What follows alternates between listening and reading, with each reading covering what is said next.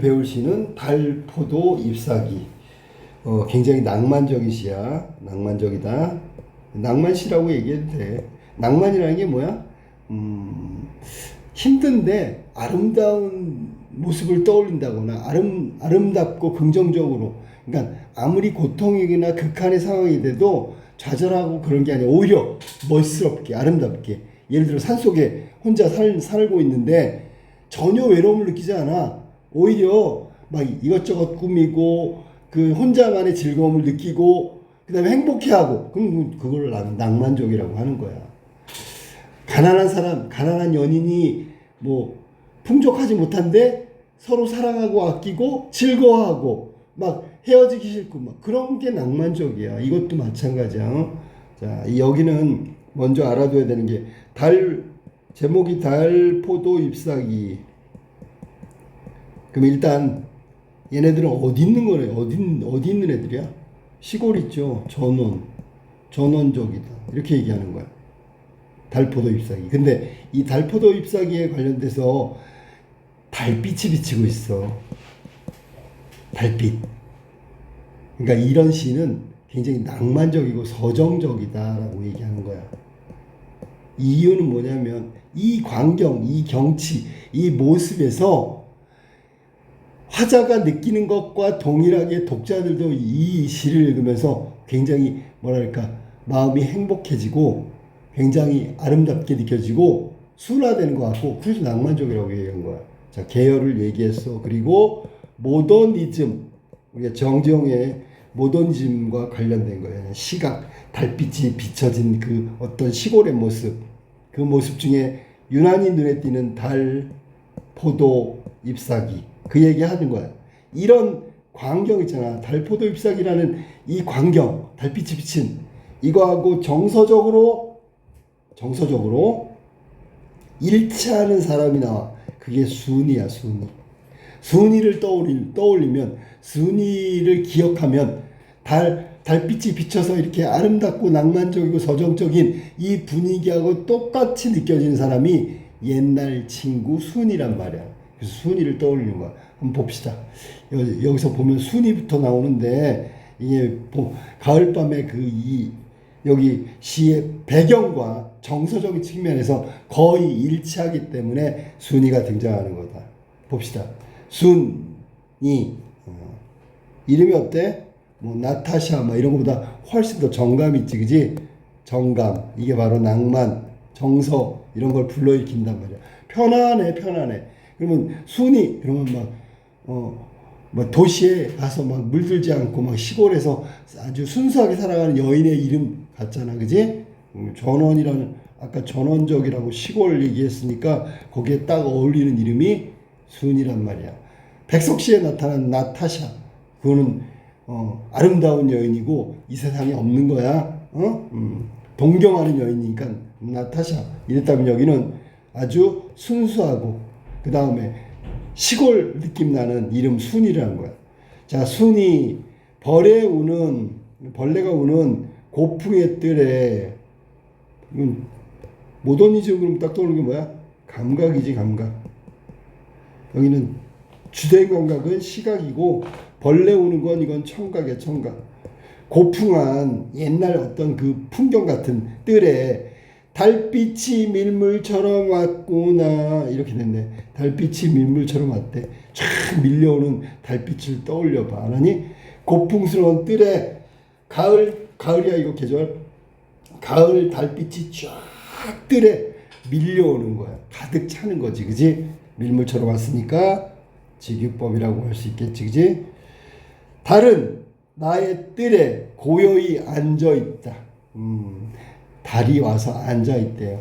무정물인데, 즉 무생물인데 앉아 있대. 그런 게 이런 걸 화류법이라고 하지 보통은. 유정물 같이 표현했어. 달빛이 있잖아, 마치 사람처럼 쫙 밀려왔다 그랬잖아. 밀려왔으니까 이제 한참 왔으니까 여기 와서 딱 앉아가지고 쉬고 있는 거야.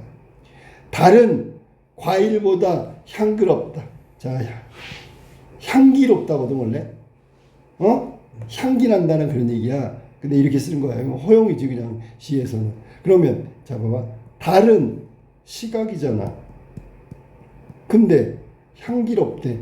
후각이야. 이게 감각이 전이가 나왔네. 뭐야? 공, 감, 각이지, 그지? 그래서 달을 있잖아. 표현하는데 아주 향기로운 냄새를 풍기는 것처럼 얘기했어. 시각의 후각화, 감각적으로 표현하고 있다. 그 다음에 동해바다 물처럼 푸른 가을 밤. 동해바다 물처럼 이 동해바다 물 같다라니까 비유적 표현 직유법이고, 푸른은 아까도 얘기했지만 감각 중에 시각이고요. 가을은 지금 배경이고요. 계절적 배경, 밤은 시간적 배경이야. 자, 그러면 왜 이렇게 네 줄로 썼을까? 이것도 궁금하지 않아? 원래는 얘는 동해의 바닷물처럼 푸른 가을밤, 그래서 한 줄로 써야 되는 게 맞아. 근데 이렇게 써놓으면 어떻게 돼? 끊어 읽어야 되겠죠. 끊어 읽어. 의미를 강조하는 거 첫 번째. 아, 얘는 그 동해 바닷물처럼 푸른 가을 밤. 밤이야, 밤. 밤에다 포인트를 맞춰볼까? 밤인데 푸른 밤이야. 동해물처럼 푸른 밤이야. 가을 밤이야. 이해돼서 무슨 말이지? 강조가 되잖아. 어떤 밤이냐라는 것을 정확하게 표현할 수 있다고.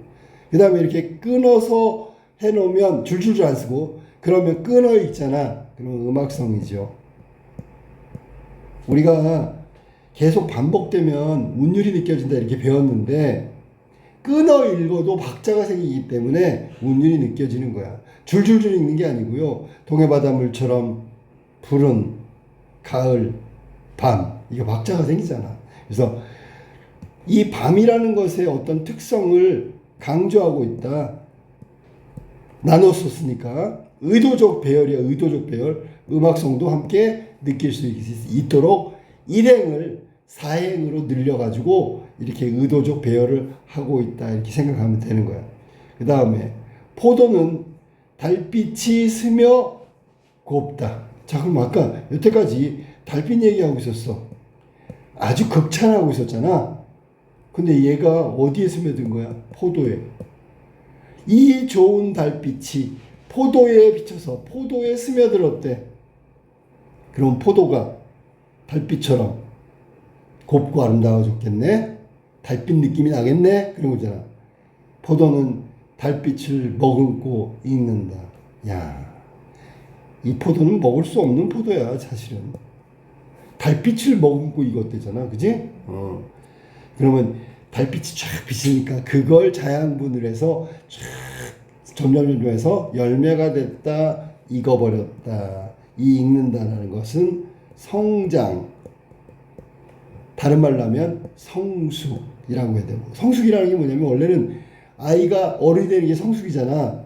얘가 안 익었다가 익은 거야. 그게 성숙의 의미라고. 이해됐지? 무슨 말인지. 완전히 달빛이 포도 안에, 포도가 완전히 달빛을 머금은 거야. 자, 그러니까 달빛 아래서 달빛을 받고 있는 포도, 그리고 성숙해가는 포도를 얘기한 거지. 마지막이요. 순이 또 나왔잖아. 앞에서 불렀는데 다시 불렀어. 포도 넝쿨 밑에 어린 잎새들이 달빛에 젖어 호젓하구나. 그러니까 여기서 순이야 이 정도 되는 거야. 부르는 거니까. 포도 넝쿨 밑에 어린 잎새, 달포도 잎사귀. 그 잎사귀는 뭐야? 포도 잎사귀겠지. 달빛에 젖어 호젓하구나. 호젓해 고요하고, 고요하다, 쓸쓸하다, 쓸쓸해. 왜? 선생님 가끔 물어봐. 왜 쓸쓸해요? 선생님 낭만적이고 서정적인데. 봐봐. 달빛이 비치고 환해. 포도가 그 달빛을 머금었어. 여기까지는 괜찮아. 근데 요 밑에 있잖아.